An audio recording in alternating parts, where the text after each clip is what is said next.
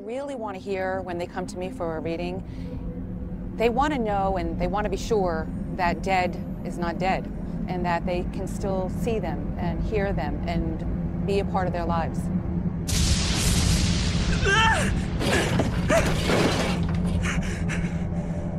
No reason to act surprised. I am the Shinigami Ryuk.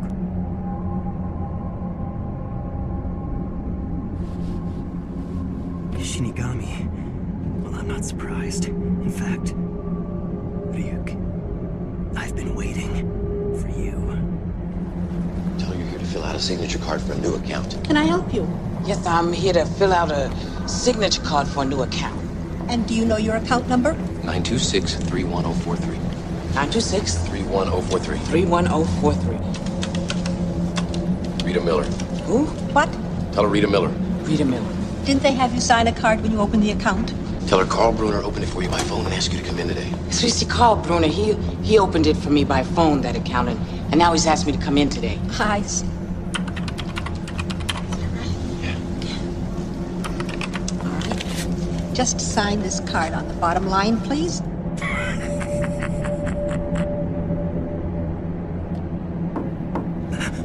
Light? It'll be all right. Answer it. What is it? I thought you'd like some apples. The neighbors brought them over for us. Why on earth is it so dark in your room? You ruined your eyesight. What's going on? Mom can't see him? You are the only one who's able to see me. And of course, my voice can only be heard by you. What are you doing? What do you think you're doing to me? Hey, look, if you think I come all the way down here for my health, you're out of your mind. Sam's dead, okay? He's dead. Tell her I love her. He says he loves you. Sam would never say that. Ditto. Tell her ditto. That was ditto. Ditto.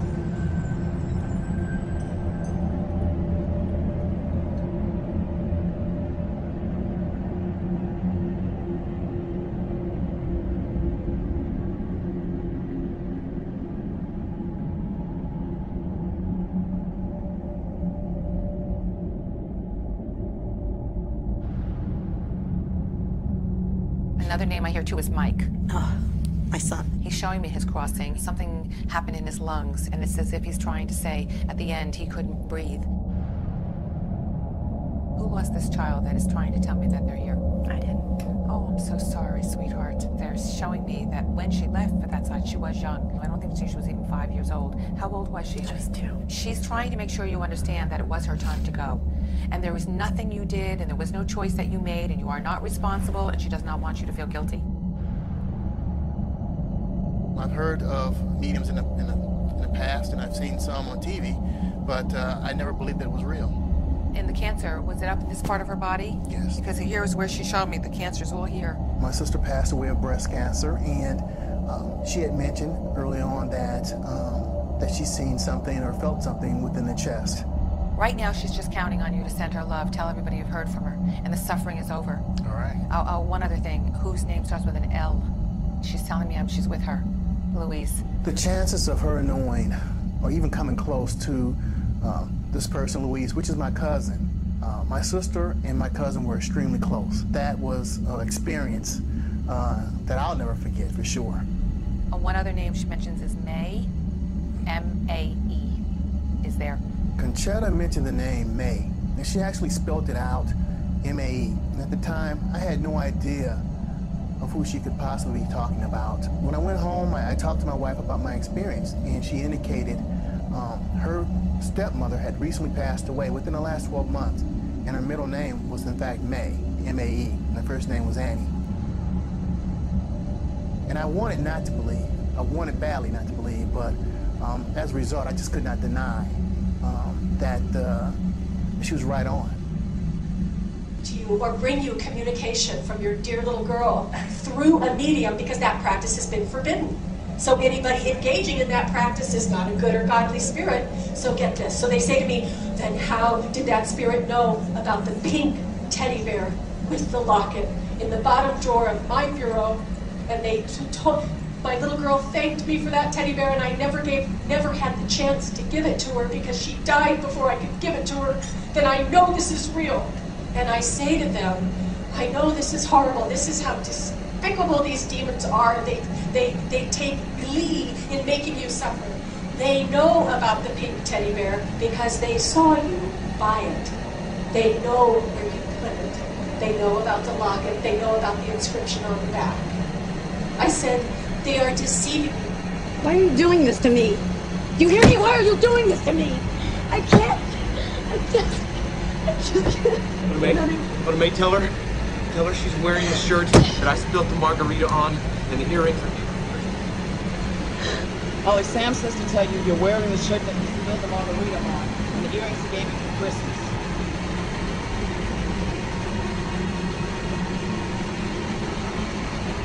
Don't you see I'm not a fake? Not about this.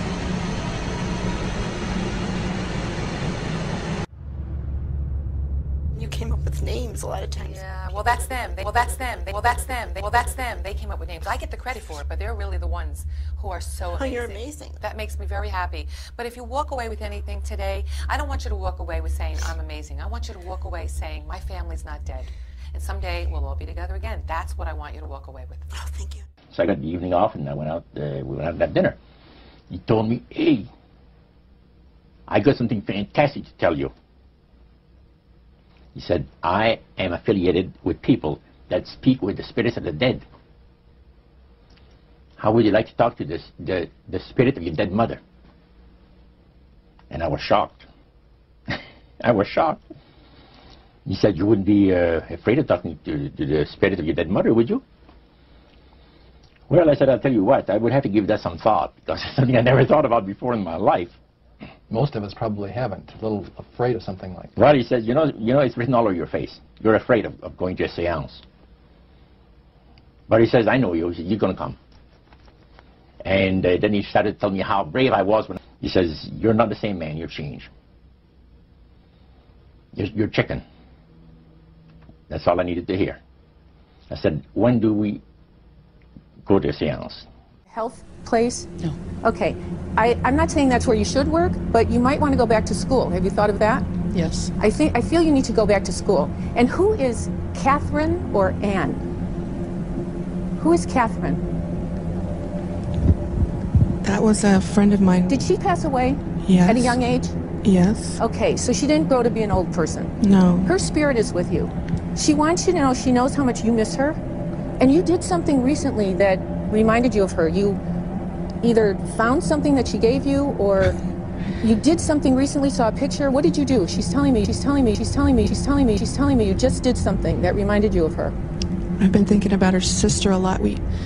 She was murdered when she was 14, and we'd all thought that Ted Bundy had done it, and that was the current, that was what everyone thought until they found the real guy, right? Yeah, and he's in prison right now. Right. She wants her family to know she's at peace. See, there is a spirit world, everybody, and you're not going to really know till you get over there, but I promise you there's a spirit world. And I feel that since they found the murderer, she is at peace. And they need to know this. And she's telling me about William. That was the man that killed her. Yeah, she's saying that William will get his. What goes around comes around. William will get his. And it's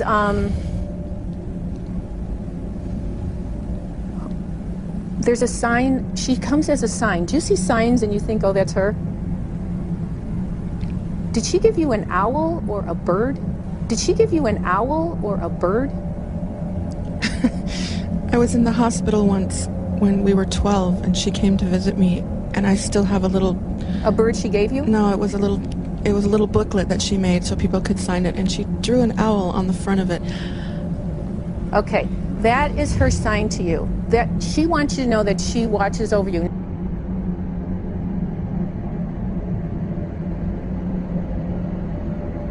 How did that spirit know? Anyway, your friend wants you to know that she's at peace, and I gotta go. So thank you I'm sorry I didn't brief for other people, but you guys, thank you so much for trusting me, and just know your friend is at peace. Tell her family. What do you think? The spirits know. What do you think? I'm in shock. I mean, I felt Kathy around me a lot, and there's a song that makes me think of her every time, and I drive by her house, and I miss her. We were best friends until she disappeared one day hitchhiking on Aurora. The one thing I can promise you is when it is your time, many years from now, to go to the spirit world, when they talk about the white light and seeing our loved ones again, she'll be there waiting for you. Thank you so much. Shar, thank you. If you're interested in a reading from Shar, she's doing a small group reading tonight at the downtown Seattle Marriott starting at 6:30 p.m. And it amazes me because then all of a sudden, only Bill would have known that. It's amazing. Nope.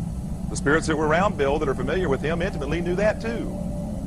And now that demon is communicating back to the demon that's in the psychic. It's a demon hotline. Not a psychic hotline. You have two demons communicating back with each other what the other person is doing. Their belief, popular belief of necromancy, is to conjure the spirits of the dead. So you can speak with someone who has died. Right. Like the seance that you originally went to was the practice of necromancy. Now, the priest says that the super deception is brought about in only one way. Through the deceptive belief that man has an immortal soul that lives on after death. And he said that constitutes idolatry through necromancy. So he says there are hundreds of millions of Christians that are practicing idolatry. What do you think? They're glorifying God. See? Because they believe that the soul is immortal. Yeah. They may not be talking to the supposed spirits of the dead. Contrary to popular belief, necromancy does not consist of conjuring the spirits of the dead. The reason being that man is totally mortal and does not possess an immortal soul. So who are they talking to? He says the friendly demon spirits that have always found over the centuries great delight in impersonating in apparitions departed loved ones and persons of great renown. Necromancy is in reality a belief, a religious belief.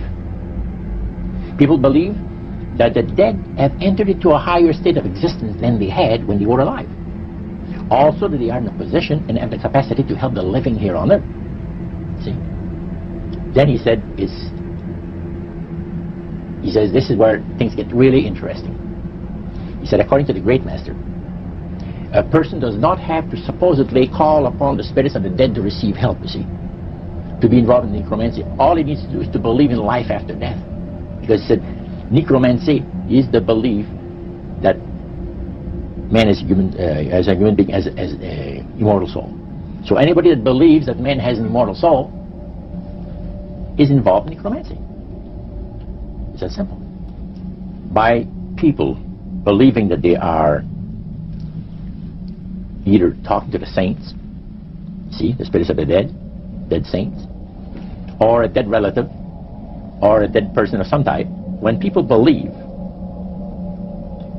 in this business, they are actually opening themselves to be completely deceived by demon spirits, because it gives the demon spirits an opportunity to impersonate the dead, see, and for people to believe their lies. And the priest says that thrills first of all, he says it brings the great master the respect and the reverence that is due to his great name. And it makes all the other spirits exceedingly happy because they are the ones that have worked to lead people to believe in life after death.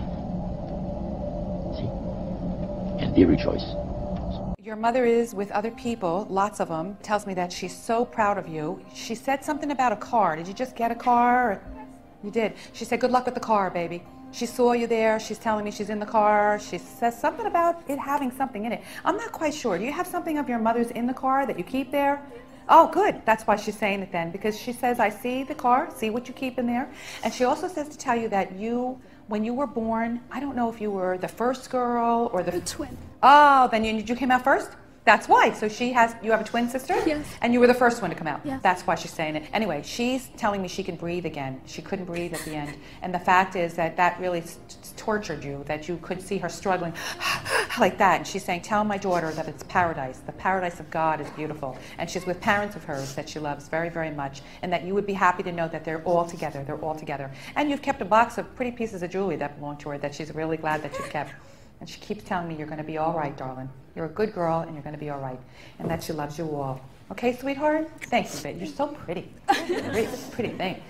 Wow. Your mother-in-law has a sense of humor. Did she, or was she interested in tea leaves or tarot cards? She drank a lot of tea. Okay. I feel like that's what she's showing me. But she's teasing about it. Like it was like, I want to say she was addicted. When she passed, we started cleaning out the closets. We found boxes and boxes of tea bags, Lipton tea.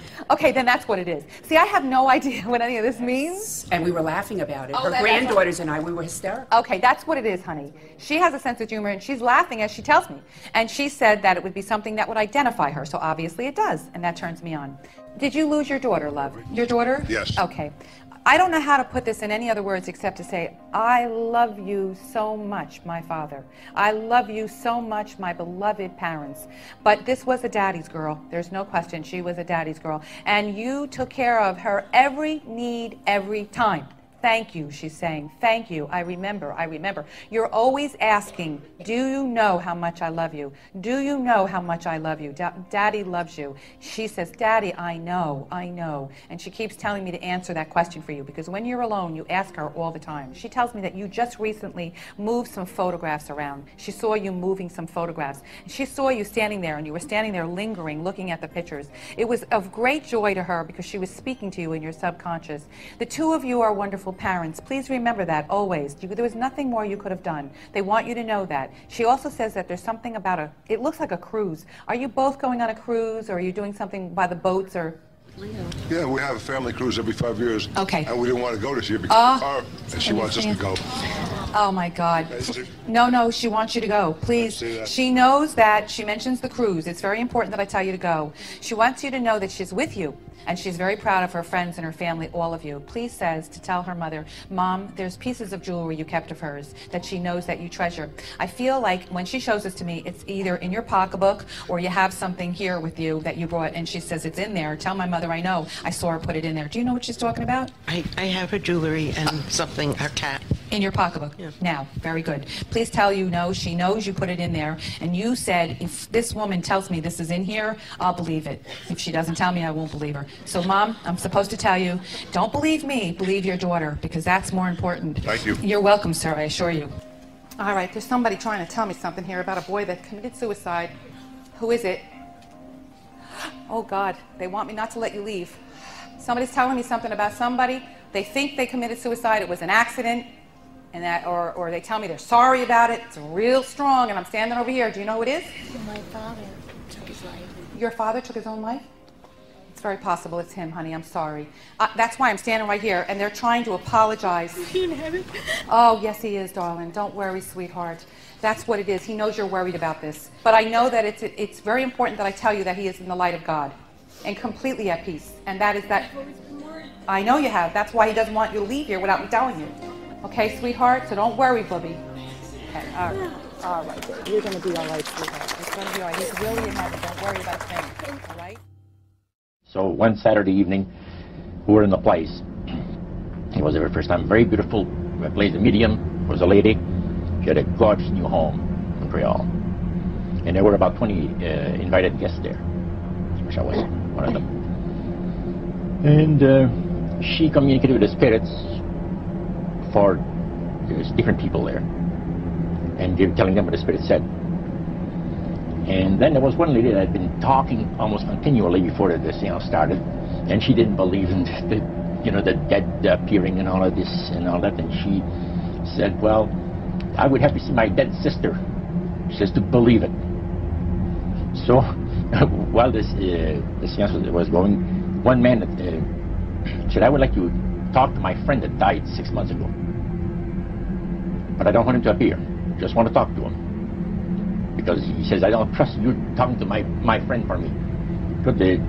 So the medium says, "Let me inquire of the spirit." Yeah, the spirit will talk with you. And that big masculine voice was heard in the place. It says, "Hi, Frank. It's nice of you to ask for me to talk with you." And they had a little chat. And after it was over, Frank says, "This is the greatest thing on earth, to be able to talk with the spirits of the dead." Then the medium said, "We have a very special surprise tonight for you people. A spirit will manifest itself openly here in a few minutes. And it's like a big gust of wind hit the building. And right through the wall. Now, the lights weren't terribly bright, but they were like living room lights. A couple of floor lamps, and maybe some of these. And that translucent being seemed to come right out of the wall. How did you feel right at that moment? It's almost like my heart stopped a little bit. Very weird feeling. So it was a lady in a beautiful evening gown, floor length. And she said to Mary, "My dear sister, you are so wonderful to have asked for me." And Mary fainted and fell right off her chair on the floor. And a couple of guys jumped up and picked her up, and straight gone. And that was the beginning of it. That's how you got into it? Yeah, that's the way I got into it. The voice would change, and it would be just like your Uncle Bob, who's been dead 10 years, and you would go, "Oh, that's my Uncle Bob," and he would speak, give you a message, that kind of thing. To be honest, that scared me. I only went to a few of those, but my mother certainly went to more because she was developing towards becoming a medium. She was going through all the development classes, and she was coming on leaps and bounds. But what started to happen was she could no longer control the spirit guides. They were now choosing when to come through her. She could be, I was with her a few times at the shops, walking along the street, and the spirits would come through her, take control when she didn't want to, and take over. Really, they did it to such an extent where her life was not her own anymore. At this point, she wanted out because there was so many spirit voices. They all wanted to give messages to the neighbours, to passers-by, she just, it was getting to the point where she didn't know her own thoughts anymore because they were always talking through her. So she tried to get help. My mother had psychic experiences really since she was a child and through her teens and adult life, but she tended to ignore it. She wasn't too interested then. Obviously she met my dad and they had me, so it wasn't till in later years she decided to pursue it and develop it further. Really when I was about a pre-teen, I also had psychic experiences as a child too and was very interested in it as well. Cousins that were involved in spiritualism. In fact, an uncle was a head of a spiritualist church in Ayrshire. It was a normal childhood most of the time. Really, my dad wasn't interested at all in it, so my mother and I didn't really go into it too deeply. Eventually they divorced, and really then I suppose she just plunged into it in a deeper way. But certainly as a child, there were several psychic experiences, dreams, that kind of a thing that my mother and I had. So throughout my childhood there were a few, but it didn't develop until later childhood.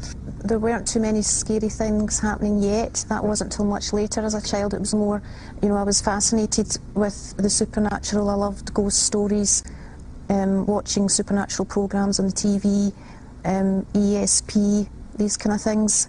It wasn't till later on that the frightening stuff began to happen. By that point we were both really well and truly involved. As a pre-teen, my mother had already joined a spiritualist church, and I joined it too, and we went every week, a couple of times a week.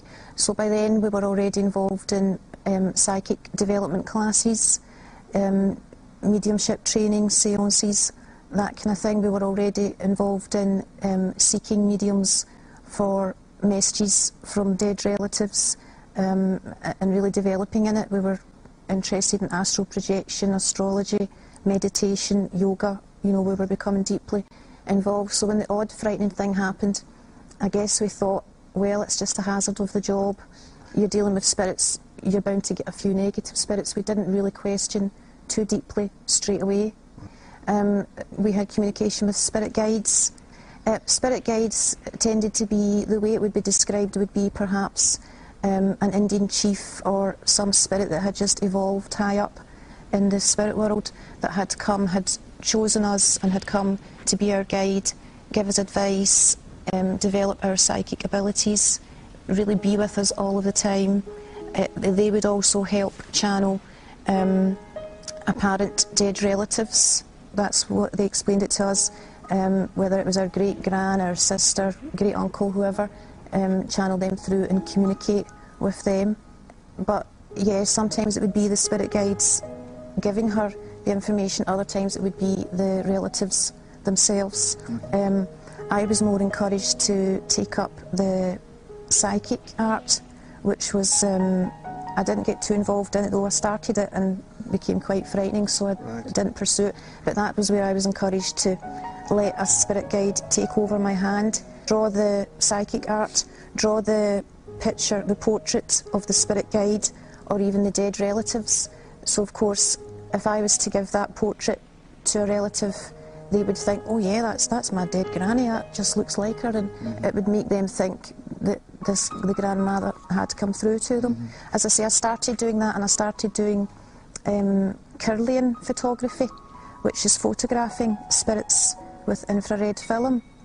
But ectoplasm would start to form, and really I got quite afraid of that, and I just didn't want to pursue it.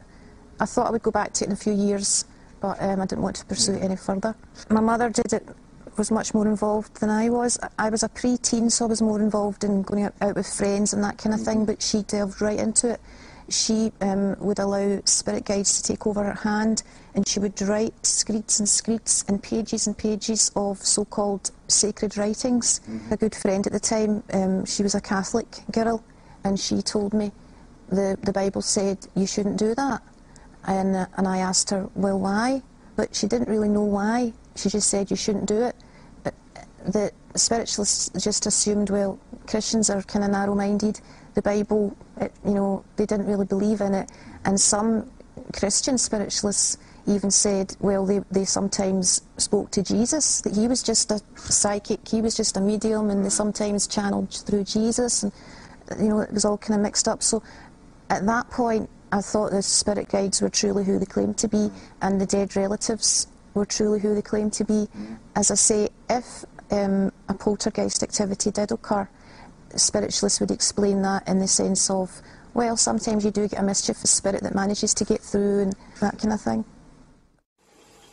Hi guys, happy Halloween. We're going to try this again. Didn't work out too well last time. I'm a bit like this now. If you didn't see what happened last time, I'll annotatify it up there somewhere. 1, 2, 3.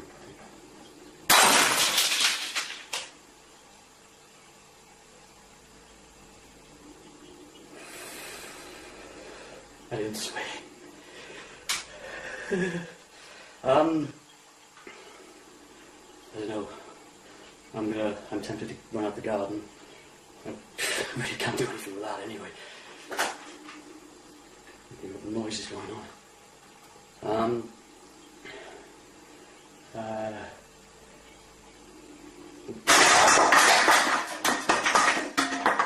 Alright, that's pretty much garden time.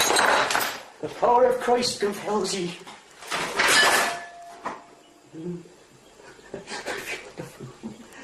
Oh God. Yeah, that's kind of... I'm using my Ouija board to protect myself. The power of Christ compels ye. That's terrible. Garden time.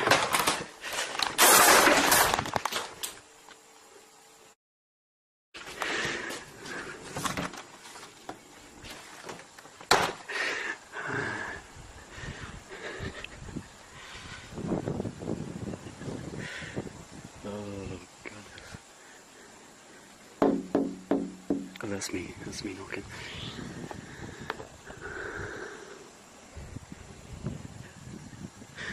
Scared the crap out of me when that glass broke.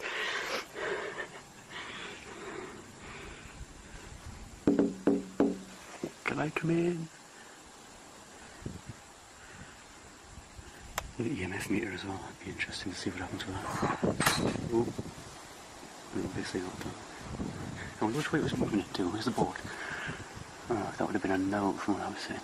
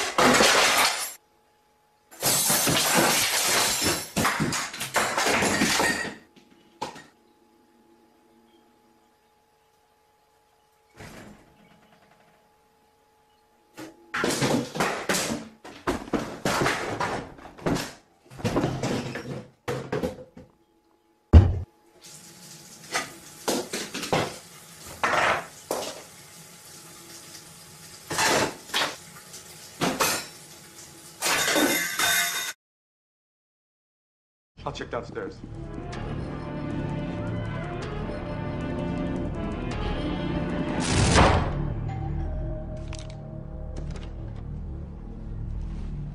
Call.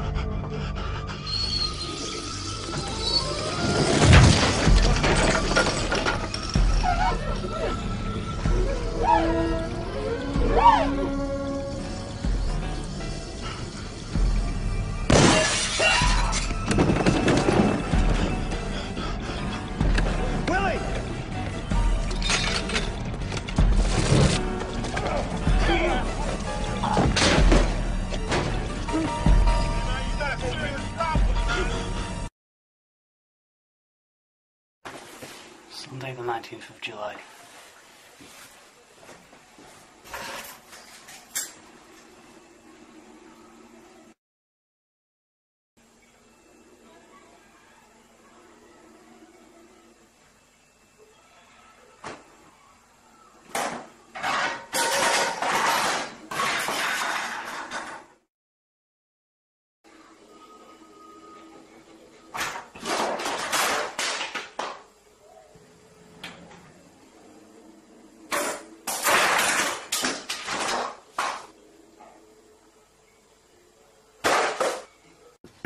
I'm in my greenhouse now, it's just great.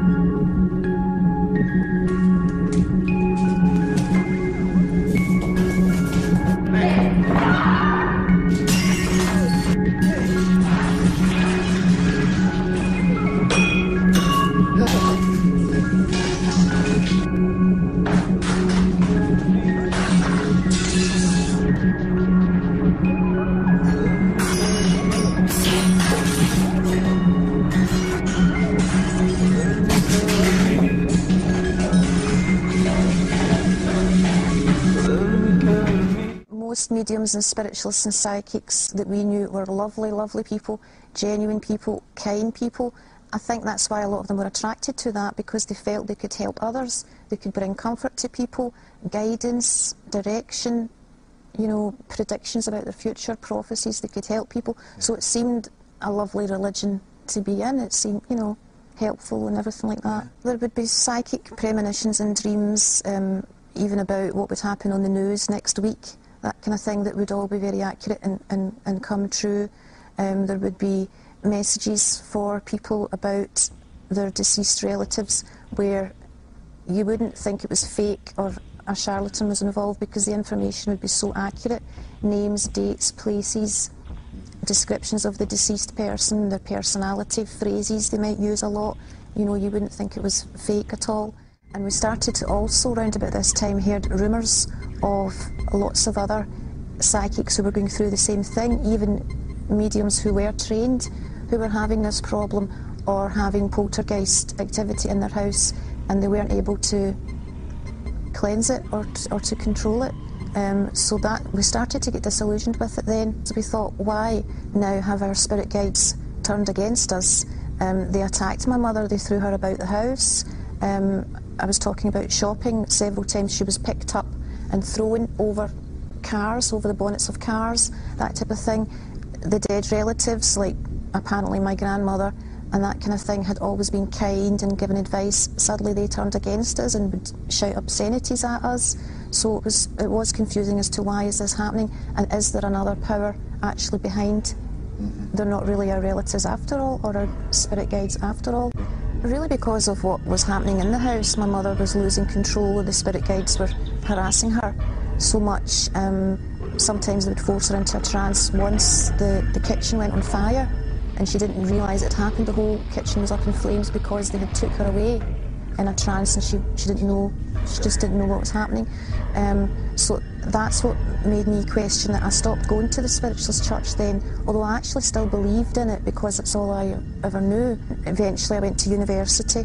I was in second year studying psychology, and a lady, a Christian, came alongside me. We became friends, and by this point my mother was taken and put into the psychiatric ward because the spirit guides were telling her to kill neighbours and kill people. So the police were getting complaints about my mum, the doctor had complaints about my mum. She felt she had to do it because the spirit guides were telling her to do it. So, but then it was obvious our mind was so badly affected. So I told Susan this, and she surprised me by saying that Jesus could help with this.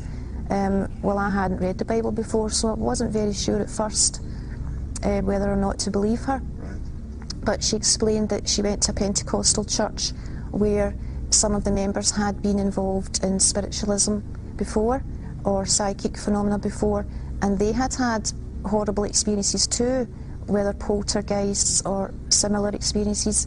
But once they became a Christian and asked Jesus into their heart, Jesus had cleansed their house, where mediums before had failed to cleanse their house. So that was beginning to make sense to me. The more she said Jesus could cleanse your house, well, my mother's house was still haunted, my flat still was not so clear. So I went along because a prophet was there, but obviously I heard the gospel and I heard about Jesus, and for the first time I thought, gosh, you know, this could be real, and I hadn't really considered before that it was real. The presence of God was there and touched me for the first time.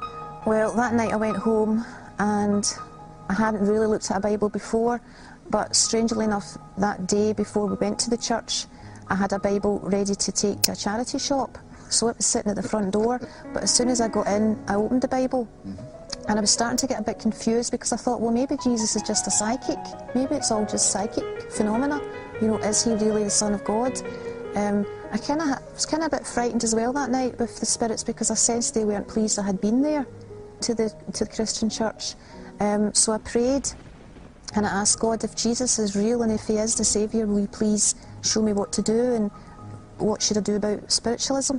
I had a verse that was basically get out of spiritualism, which really did give me a fright because I suddenly realised what I had been involved in. And over the next couple of days, a few more scriptures came to light and really explained it all to me. Deuteronomy chapter 18, verse 10, let no one be found among you who practices divination or sorcery, interprets omens, engages in witchcraft, or casts spells, or who is a medium or a spiritist, or who consults the dead. And it goes on to say these things are an abomination to God. So I got a fright reading that. And then 2 Corinthians chapter 11.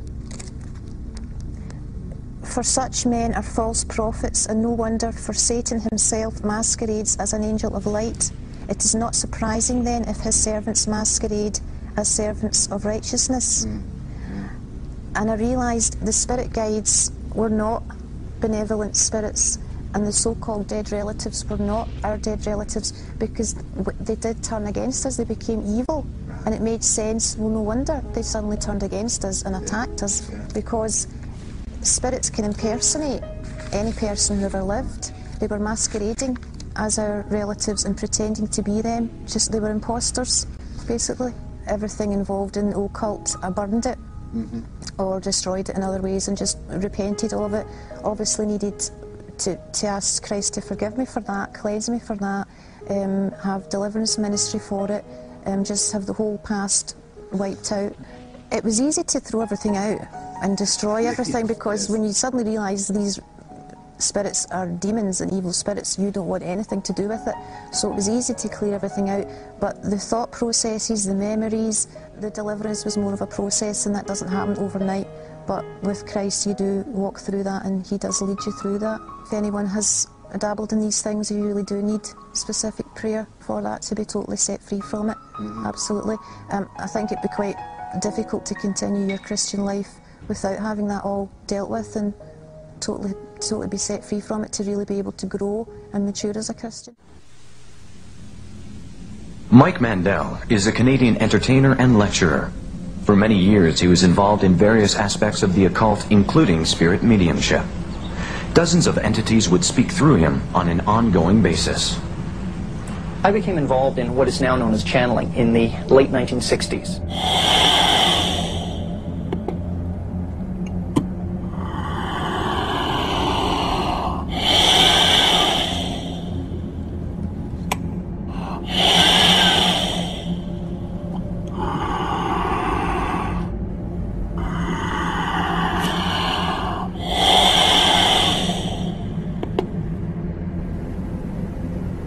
All right. Greetings, dear ones. Yes, hello, dear. May the peace of the Great Spirit be with you always. So let us begin with the discussion. It was a spontaneous experience. We had been trying astral travel and a group of other techniques to let our spirits leave our bodies, to develop clairvoyant abilities, and so on. And when I say we, I mean a small group of us that had polarized together around an occult worldview. By trying these different techniques, I inadvertently opened myself up, and various entities began speaking through me. Initially speaking in my head, and then eventually taking over to such a degree they were using my vocal cords and speaking through me to our friends. Mike could literally be talking to you as I'm talking to you now, and instantly, in a moment, change and be taken over, and someone else would be talking. And his voice would literally stop being Mike and all of a sudden be somebody else. Initially, it seemed to take them quite a bit of effort to take control of me. And it was more or less a voluntary thing. But as time passed, I realized that it was getting much, much easier for them to slip in and out. We used to call it someone popping in. We'd say, oh, so-and-so just popped in when you were gone. And they would appear sometimes for hours, sometimes for just a few minutes. And then we realized eventually that they were able to go in and out as they pleased by the end of things. And we asked one of the entities, someone asked on my behalf and said, why is it that you can get in and out of Mike's personality so readily? And they said something to the effect of, all human beings have a door that will keep other spirit beings out.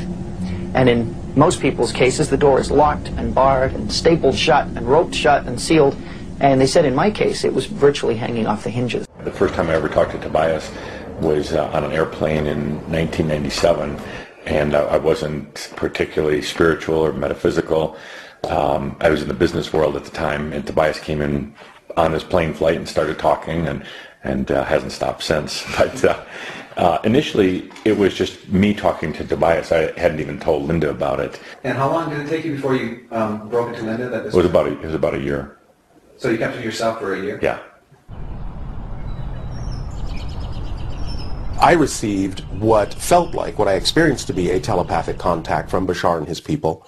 In that moment of the telepathic contact, a memory actually came back of having made an agreement somewhere prior to this life to do this. I grew up in a Roman Catholic family of Sicilian immigrants.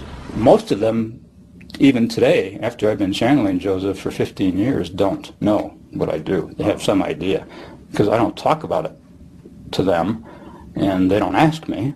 They know I do something weird. I was very lucky. I had a lot of support. My friends were very accepting. And that's one thing that I've always been really open about. I didn't really hide it, even from employers, you know. And I've always felt it was really important for me to be honest about that because I saw how it impacted people. I started in a class where we were really studying making a bridge, an intrapsychic bridge to other sources of intelligence. And so it started in the context of that class. See, I thought that all of these esoteric things were for older women over 40, and it would have nothing to do with men. So I was dragged to these two guys who channeled for me, and there was something, this was 3 years apart, they both told me the same thing. And that is when I had to start looking at how could guys 20 years apart in age, 3 years apart in ID, who never knew each other, give me information that was identical. And the information just happened to be that there was a master named Cryon who I was supposed to get a hold of. He says the grain plane, the master's grain plane, for harvesting the nations, for harvesting the multitudes of the earth into his cause, just before the close of the great controversy between the forces of good and evil. So we continued, after we express ourselves that we're deeply interested to know more about the activities of spirits. And he said it's going to be done in a unique manner. This grain plane is going to take people are going to eat the stuff. because it says spirits, demon spirits, will declare themselves to be inhabitants of far distant planets in the galaxies that are coming to warn the inhabitants of planet Earth of the impending destruction of the planet, unless something seriously proper is done to avoid it. Due to the fact that the millions of the Earth people believe in people having an immortal soul, this is readily accepted. When the spirits will, through a trance medium, converse with influential people of the language. Now, what is a trance medium? It's a channeler today. What is known today as a channeler? Channeler, okay. Shirley MacLaine's experience of getting involved with spiritism and with the inhabitants of far distant planets in the galaxies, I taped the whole thing in 3 hours. And you were hearing the fulfillment of what this high priest had said 45 years ago. Yeah, exactly. So he went on explaining about the fact that the spirits will show themselves willing to give valuable guidance that will not only help people avoid the destruction of the planet, but it will cause them to enter into a higher state of existence. For instance, he said the spirits will promise, this is a big word, promise, that if their recommendations are followed carefully, they will usher in a glorious new age of peace and prosperity. And there'll be, there'll be no more wars. See? There'll be no more famines. There'll be no more people getting unhappy with one another. Neighbors will love neighbor. And social unrest will not take place no more. An arrangement, so to speak, was made prior to the physical life of the channel within what you would call the oversoul of the channel, of which I am also a part. We are part of the same soul. You might refer to me as the channel's future self, and incarnationally speaking, I would look at the channel as my past self, just to put it in linear terms. We are not happy with the way that things exist currently in our reality. All right? We are from what you would perceive to be the future. And we have come back to our past so that we may learn, all right, and so that we may assist the planet, because what's going on now is going to impact the entire universe. Well, we would prefer that you ask us, if you like. There's nothing in particular we would like to say, except that we're here, and it's very, very pleasant to be here. It's a delight. It's part of sharing, with the big S, if you might say. The archetype of sharing is something we enjoy embodying. I've had many, many lifetimes on Earth. I have deep love and compassion for humans because I remember what it was like to go through the things that humans are going through now. I remember the challenge in particular, the challenge of knowing at some deep level that you are a spiritual being. Our goal is simply to help people live a more joyful, abundant life. And whatever it takes to achieve that, we're willing to do. So that, in a nutshell, if you will, is our work. You sit in the energy of a great shift. Many of you are feeling it. Maybe that's why you're watching this now. Maybe there's something that's happened in your life that would allow you for a moment just to open your mind and look inside something you always thought was untenable before, only reserved for those on the lunatic fringe before. And here you find instead wisdom pouring out. Perhaps you'll even feel the love of God pouring out. There's a lot of things that are being transmuted and altered at this time. All right? You're finding some things out about some of your religious leaders. You're finding some things out about religion that just isn't holding true to you. It's not ringing true to you anymore. Well, we want to tell you this, is that there is so much here that is hiding. But you must feel it. There has been such a shift in these last years, especially in the last 20 or so. You're remembering who and what you are, and it doesn't need an intermediary. This changeover from the old religious system that so many of you are familiar with is difficult, very difficult, because it holds on tightly. Those who have such a strong concept of God as some higher authority and as the only creator, they want to hang on to that dearly. They fear letting God go, their old God, you see, because they are so out of touch with themselves they can't possibly even contemplate what it's like to have to go inside. They claimed to be distinctive entities. In other words, if they had a name, they would say their name. If they had a purpose or a distinctive, they would tell you that in many cases. But the range would range from very what we call low-level life forms that really didn't seem to have any purpose except to be pranksters, that sort of thing, on up to through the sort of human range, right on up to the what you call ascended masters, the wise, benevolent, powerful type entities, and the antithesis of that, the evil, powerful, intelligent entities as well.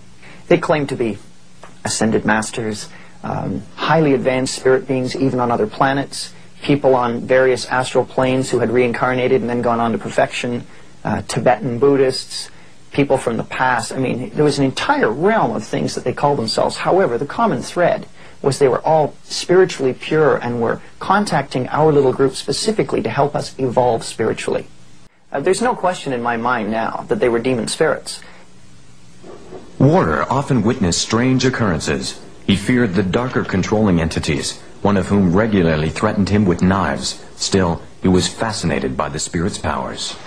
One evening when I was over at Mike's place, we were just sitting talking when all of a sudden one of the entities popped in and became visibly angry with, I think, primarily myself, and began ranting and raving. I can't remember the exact words he was saying, but he got up and sort of stormed off into the kitchen, my habit being to always follow Mike into the kitchen or anywhere where there were knives present. And so I just followed, but I was very concerned with what was going on.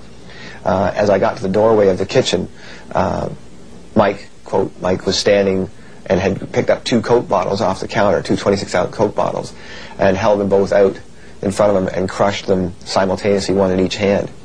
Then, unfortunately, Mike, the entity left, and Mike was not able to come back right away. And in that delay time, Mike fell forward into the broken glass, cutting his, I don't know if his hands were cut at that moment or when he actually crushed the bottles, but they were cut fairly badly. He was obviously in shock when he came back. I got him up, moved to the couch in the living room, and again he was taken over, this time by another entity which seemed much gentler and more benevolent, and held out his hands in a very almost pathetic sort of way and said, "Do the wounds on my hands seem familiar to you?" And now we had an entity who was claiming to be or imitating Christ. Then I would have believed entirely that they were higher beings, a higher spiritual order of beings. I wouldn't have believed in demons. I didn't think they existed. I thought they were an invention of the Christian church. In retrospect now, I can see back with horrible clarity that they were malevolent, created, demonic spirits intent on our destruction. In my own case, I recall that some of the entities we had to deal with were overtly violent, almost psychotic. And the others were pure and altruistic, and all they wanted to do was help us, and they would warn us about things that the nasty entities were doing, and they would give us teaching and methods of developing ourselves and so on. In retrospect, I'd like to say that all the entities were equally evil. It was the clever way it was presented, by showing this group as overtly evil, that made us more ready to accept these guys as the good guys. In reality, they were all in it together. In evaluating the situation, the reason they appeared to be good or evil was to create a contrast and also to create further deception. You know, it was obviously that the whole thing was an incredible deception, but it would have had no credibility if it was obvious as a deception. Obviously what spirits do is warp people's perception of what reality is about. And I think one of the difficult things is that you are really dealing with people who are being duped, is the best word I could say, and in that handing over of themselves to this power, in that handing over, they're going to see that as good stuff and not see that they are moving towards some very destructive things for themselves and for others.